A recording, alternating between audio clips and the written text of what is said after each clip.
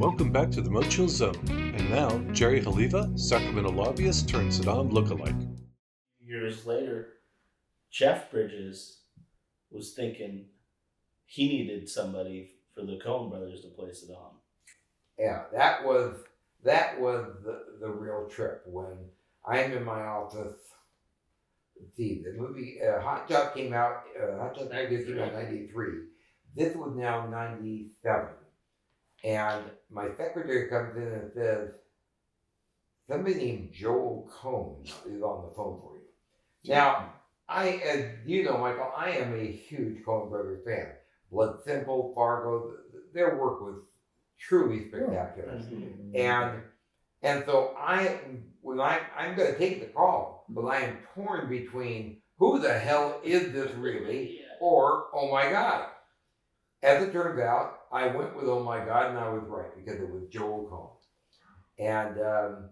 And I can't talk about the conversation I had with Joel Coen because it would not be something that Joel Coen would appreciate, and I'm a huge fan still. But I will say this, that it resulted in my getting that part, because the one thing he did say that I can repeat is that Jeff Bridges said we should get the guy who acted with my dad in the Hot Shot for the small part. And I just was thrilled to be asked by Joel Coen to be part of it. Ended up being in the movie for literally 10 seconds. Handed the dude his shoes. The only celebrity from the movie on the theme for this shoot was Jeff Bridges, who, by the way, an amazingly talented Renaissance person, because he not only is a great actor, a musician, philanthropist, but he also is a spectacular photographer, and he liked to take pictures. He was taking pictures of his dad in the Hot Shot Part 2. He was taking pictures of me during the same movie, but now here's the one scene that he's taking a picture of me with the shoes. As I'm handing, obviously he wasn't taking a picture of himself, I was handing him the shoes, but then later he reenacts the scene.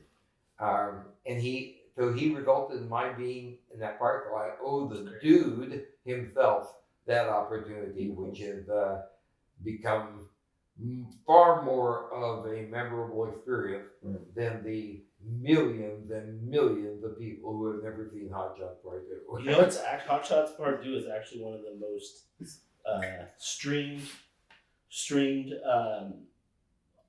movies of all time. I did learn that recently. I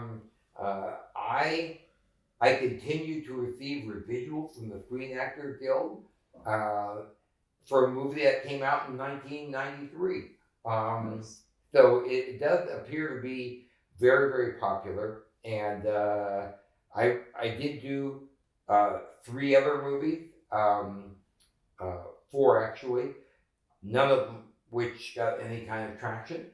But I received residuals for a movie called Mafia with Christina Applegate and Jane Moore. And just the other day, I got my residual check from that movie where I had one line, and I got my check for 18 cents. 18 cents. Wow. 18 cents. There you go. That's pretty good there. But I think you get more residuals than just checks, because you've been milking the shit out of it ever since. Oh, I don't know I don't know that there's ever a melting process that resulted in feces, but I do think that I have been given an opportunity, and that is something I'm grateful for, that when an opportunity is presented, I think I can seize the opportunity more than the average Joe. Sure. And that's something, again, the Saddam character, because I'm in politics and have been in politics my entire adult life, it's a hook, it's a remembrance. And a good example of that is that I actually built an acquaintance with both Karl Rove and George W. Bush, who thought the whole Saddam thing being played by a Jewish kid was hysterical. And there was an opportunity to be in Reno, Nevada, where George W. Bush, after he left office, was giving a talk. Oh. And after he made his remarks, he thought we have to take a couple of questions. Well, I clearly never had to overcome my painful shyness, and my hand was one of the first ones up. And he called on me and he said, "Yes, Saddam." And he turned to the rest of the room. He said, "You guys all know Saddam Hussein, don't you?" And what I thought was funny was that at least 75, perhaps 80% of the people there had no clue what he was talking about. They didn't think I looked like Saddam. They didn't know about the movies, and they thought, why would Bush do that to this poor guy? It was hysterical. But anyway, so you're right, Michael. I have milked it, and it's been overall a great positive experience. I think there was another story about an aircraft carrier. Well, okay. I definitely we're going to talk about We're just going to another go all Saddam. Yeah, another Haleva opportunity. absolutely. A good friend of mine is a wine broker here in Sacramento, a very successful guy named Marcus Graziano. And Marcus called me and said, I can't remember what year it is, but it was quite some time ago. He said, "What are you doing next weekend?" And I said, "I don't know." Why? He said, 3 of California's greatest winemakers, Randy Dunn of Dunn, Cambus before that, Jason Paulmeyer, and John Livingston of Livingston State, 3 of the giants of the Napa Valley. They are joining me on a flight to San Diego, and you're going to go with us. And I said, unbelievable. He said, "Do you want to know where you're going?" I said, "Why would I care? I'm on that plane." Exactly. He said, "We're going down as guests of the United States Navy. They have a distinguished visitors program. And we're going to spend the night on the USS Carl Vinson aircraft carrier while they do training flights." And I said, "Okay. I get why they're going, and I get why your friend with the Navy arranged all this. Why am I going?" And he goes, "You're bringing the costume." Saddam had not been caught yet, and he had convinced his friend in the Navy that this would be really funny.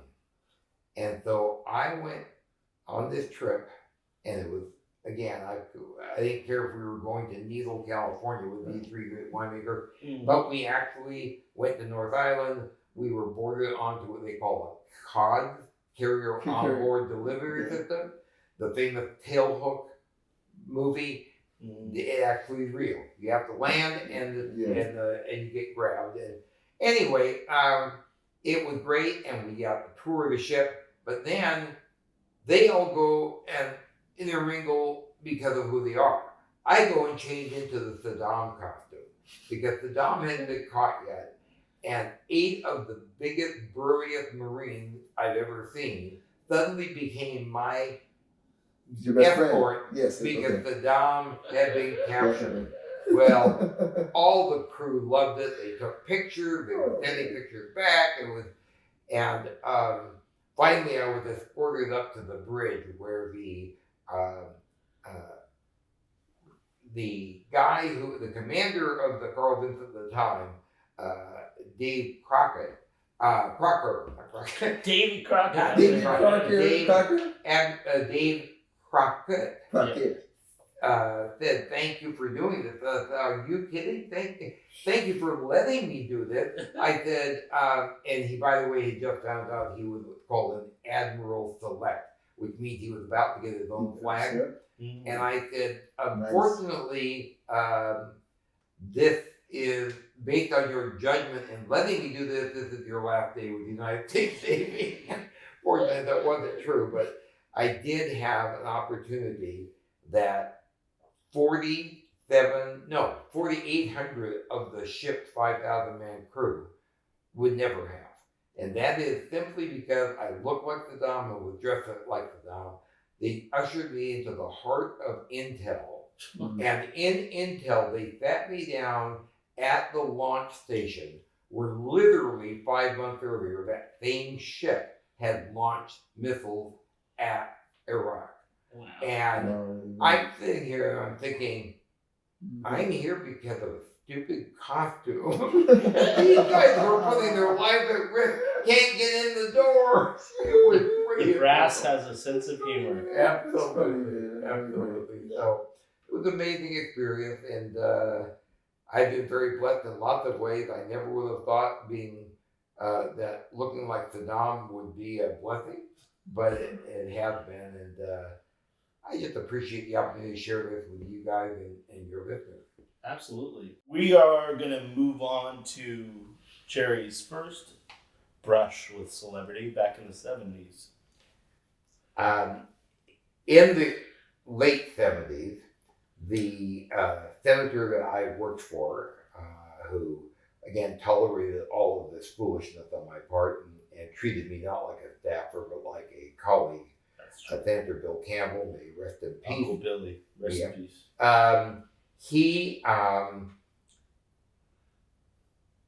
He was talking about how I had something in common with his wife, and that is that we were both starstruck. We just worshiped celebrity. And as the Senate Minority Leader, he was one of the 4 legislative leaders that was invited back in those days to attend the Academy Awards. As a matter of fact, the guy in charge of that, the name's gonna escape me, he specifically reached out to Bill because they were friends. And Bill Campbell said to me, you know, I don't care, I could care less about the Academy Awards, but you and Margene, his wife, would, you know, give your right leg to attend. Yeah. So why don't you and my wife go? I don't have to rent a tux, and you guys will be happy acquainted. I missed a key part of what he said, which was rent a tux. Because of course the Academy Awards is a black tie function. We all know that if you happen to own a TV, even if it's a black and white. Even to this day, which is saying something. The Grammys definitely aren't. Right.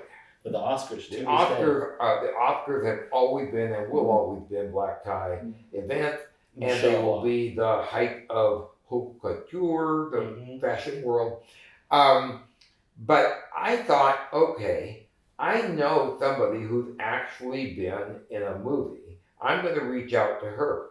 My first boss, Wally Carabian, he was married to a woman who actually was in a movie with Barbara Streisand. It was a sequel to Funny Girl called Funny Lady.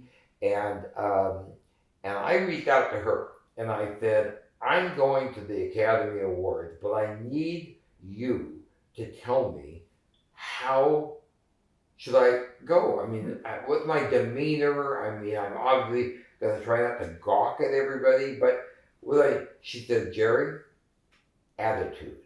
You go like you belong. You go like you deserve to be there. It's all attitude. And I thought, oh, just like politics. Okay. So I decided, because this was the year the biggest movie was Saturday Night Fever with John Travolta, and I thought, okay, I'm going to wear something that's appropriate to the theme. Again, not remembering this is a black tie function, so I wore a white linen suit with a simulated satin shirt and a very fake gold chain. And I did have a beard, and I decided to wear my white Panama hat because it went with the outfit. And Margene, who's a wonderful woman, she wore what she was comfortable with when she was growing up in Utah, which was a velveteen plaid velveteen jacket over a plaid skirt. It didn't look like she just fell off the turnip truck, but it looked like she might have at one point in her dressing choices. Anyway, we show up, and amazingly, neither one of us are struck by how inappropriate we are. You'd think we both look around and go, "Oh my God, how do we get out of this room?" But neither. We were pretty obtuse to the whole thing. But what was ironic is after this reception, we are now escorted to the Oscars, and we actually use the same red carpet that the celebrities use. So as we're walking, there are bleachers full of fans, and some of them are actually yelling at me, "You in the white hat, hello, hello," because these fans are assuming that any clown that would show up dressed the way I was had to be important. Absolutely. And so I thought, okay, I'll go with this. We then go to our seats, and we're escorted to these seats, and there's somebody seated behind us whose name I cannot come up with. He was a daytime television icon, as the world turns, or one of those. But he went on to occupy and be a character actor in lots of other movies, and I'm sorry to your audience, the two of you, that I can't come up with his name. But what I do remember vividly is as we're going to our seats, he is snapping his fingers and pointing at me like he's trying to connect with who I am. And I turned to him because I've now decided this is a pretty phony world, and I can be phony. So I said, we're going to call him Dave. I'm sorry, I don't remember his real name, but I said, Dave, how the hell are you? Dave, meet Margene Campbell, Margene, Dave, so-and-so. And Dave, proving that I have died and gone to bullshit heaven, said, at first I didn't recognize him. I quickly followed up with, was that the greatest party ever? And he said, the greatest. We sat down, and I said, boy, I've got this. This is bullshit, and don't get caught, because just like in politics, if you reach out to the governor of California, you say, "Hi, don't you remember me?" The governor's not going to get, "Who are you?" He's going to say, "How the hell have you been?" And so I have died and gone to a bullshit heaven that I'm familiar with, and I proceed to wallow in that benefit. So now the Oscars go on, and it was actually a historic Oscars. It was the 50th anniversary of the Academy Awards. It was the famous one where Marlon Brando's girlfriend was Native American, and he made the cause for the Native American people. But it was also one where Vanessa Redgrave began a rant about the Palestinians. And so it was actually fairly controversial. Pam broke some of the protocols of the Oscars. But anyway, you were right there breaking protocol. I was there, absolutely. I was in the breaking protocol movement. So now we go to intermission. And intermission was now an opportunity for me to prove that nobody is going to call me on the fraud I am perpetrating. And so everybody I recognized, I pretended to know. And so here comes God, Moses, Charlton Heston, Ben-Hur. My God, here he is in flesh and blood, walking the opposite way.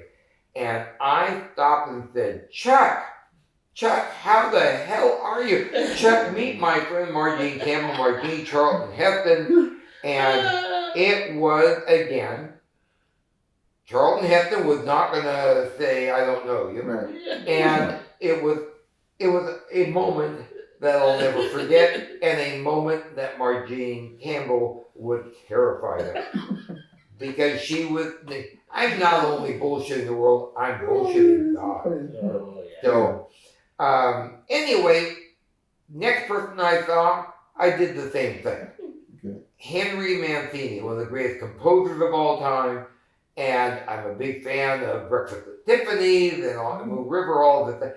So I say, Hank, because I knew that was what he went by. Introduced Margene to Henry Mancini. I must have made another 4 or 5 introductions before intermission was over.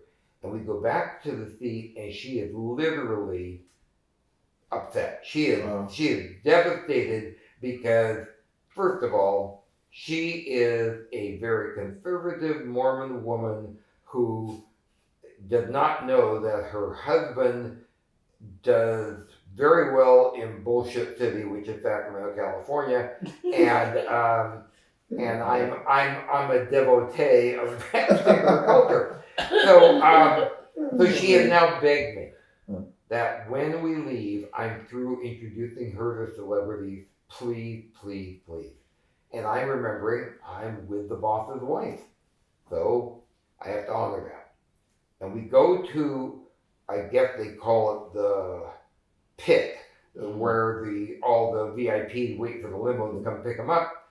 And we're standing there, and I'm seeing celebrities, and I'm biting my tongue. I am not going to do this. The boss's wife said, please. And I was restraining myself until about 20 feet away, a woman who I instantly recognized from years of celluloid fame. She looks at me and mouthed, because she was 20 feet away, mouthed the words, I love your hat. Wow. Well, no one was wearing a Yeah. hat for it. Anyway, so I could not resist that. And I opened my arms wide and overcame Cloris Leachman to give me a hug and the Hollywood kiss on both cheeks. I had to now succumb and introduce her to Margene and the next 10 celebrities I saw, including some Barbara Stanwyck, Edmund O'Brien. Wow. I can't even think of them all now. But I'm going now through these people because I recognize them. And of course, Leachman giving the guy a hug, I have to be the real deal. When we get into the limo, much to my chagrin, Margene's actually crying. She's actually so upset that I have continued. I promised her I wouldn't. But how do you avoid that? How do you avoid I love your hat from Cloris Leachman? I feel like she would have loved it, like looking back on it. Maybe did you ever talk to her about it? Like she probably appreciated the opportunity to meet all those people in retrospect. I think she did. I think it was literal fear of what would happen when somebody like Charlton Heston says, "Who the hell are you? And why are you dressed like a clown?" You know? Yeah. Anyway, so we now get to the dinner after the Oscars, and I have said, I promise, I don't care who recognizes me or think they know me, you're my priority. I'm sorry I've made you feel bad. We get to the dinner, and we're in line to go into the dinner, and I hear a voice, and the voice yells, Jerry, is that you? And it was the very unique voice of a great comedian and actor, Red Buttons. Yes. And Red Buttons had come to Sacramento earlier that year to work on legislation that Senator Campbell and I were involved in. And that's how he knew me. And he was going, Jerry? Because he's wondering what the hell I'm doing in line at the Oscars after. Now that's asking real quick. Did you ever ask him why he was doing there? Why he was there? No. That would have been good. What are you doing here? But I think what I'd like to take credit for is, despite him calling out to me and validating for everybody who was there that I really belonged there. I did not. I honored my commitment to Marjane, and I must have seen another 20 or 30 people I wanted to do it with, and I didn't do They it. should have given you a medal for that. I didn't think about a story about that. A movie or a story. That'd be awesome, man. Well, hopefully we'll see that picture. I know you have a picture. Oh, I do. I have the picture. I have a picture of me in my white suit, and Marjane in her plaid. And we're gonna try to put that in the podcast. Yeah, we're trying to show you slides of shots of him during that time and other things during that the era parts. I will just conclude by saying that the next day I called the actress who was in the Barbra Streisand movie who gave me the advice, and I said, "Have you heard anything?" And she said, "Oh my God, you were the talk of the Oscars." She said, "There is a current controversy about whether or not you were a third world dictator, a big time pimp or drug dealer, or a terrorist." That's called, a huge debate about who you actually were. That's awesome, man.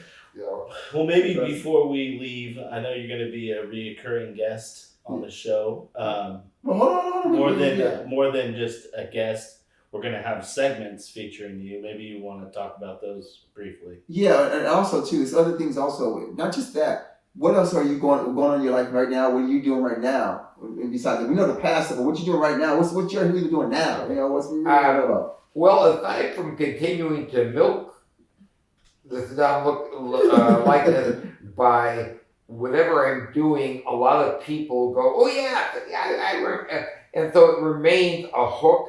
I'm still consulting for a client I've had for 25 years. They make law enforcement helicopters, and so I get involved with sheriff and highway patrol, people like that. I'm currently volunteer lobbying for the Sacramento SPCA. Kind of a very funny story because I offered to do that because they're busy saving animals and don't have a lot of time for the legislative process. I offered, found out there was a bill that was important to them, found out that not only could I help them, but that bill was the responsibility of Michael Haleva.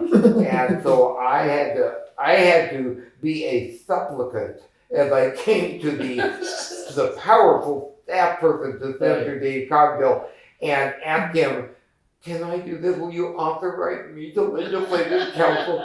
It was a full circle. Full circle. And it was a wonderful, wonderful experience.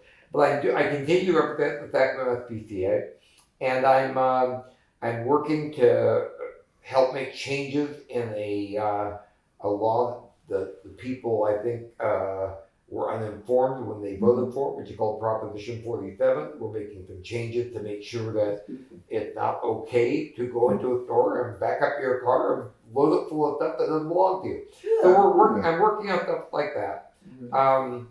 But the other thing is, and I mean this very sincerely, I am far luckier than I am smart or creative or anything. I am the luckiest SOB you're going to ever meet in your life. But it is a privilege to work with people who are not only creative and smart, but don't have necessarily the same degree of good fortune I've had and blessing I've had in my life. So thank you both. Thank you for listening to episode 3 of the MoChill Zone podcast. We strive to bring you inspiring, unique, and entertaining stories. We hope you enjoyed tonight's episode. Follow MoChill Productions on Instagram and Facebook for announcements of all our episodes' online release dates.